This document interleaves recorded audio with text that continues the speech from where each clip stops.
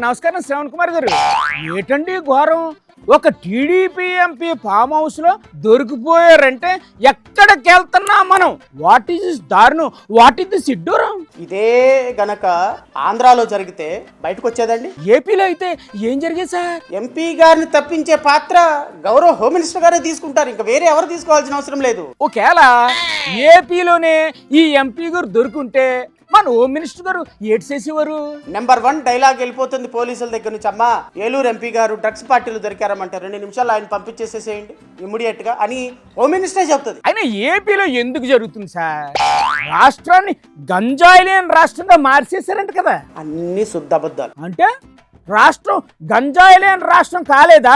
ఇంకా రాష్ట్రంలో గంజాయి విచ్చలవిడితనం అయిపోయింది. మరి ప్రజాప్రతినిధులు ఏం చేస్తున్నారు సార్? ఏం చేస్తున్నారు ప్రజాప్రతినిధులు అంటే ఆటలు ఆడుతున్నారు, ఆహా, పాటలు పాడుతున్నారు. ఓహో, సింగింగ్ ఒకళ్ళు, డాన్సింగ్ ఒకళ్ళు, అభినయం ఒకళ్ళు.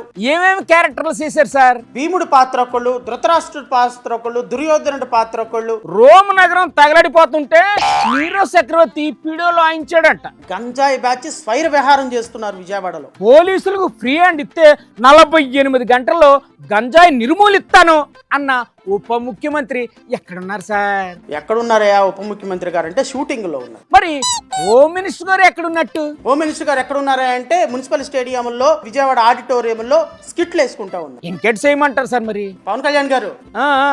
మిమ్మల్ని అడుగుతుంది నేను, సినిమా స్క్రిప్ట్లు చదివేసి వెళ్ళిపోవటం కాదు సార్. మీరు అడిగేదేదో జాగ్రత్తగా అడగండి, తేడా వస్తే ఆయన చెప్పు చూపిస్తాడా?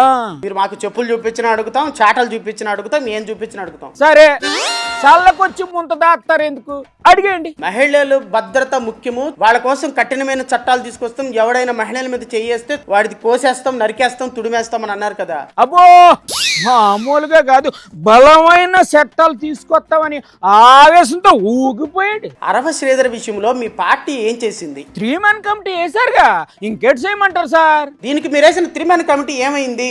ఎక్కడ వేసిన గొంగలి అక్కడే అన్నట్టుంది.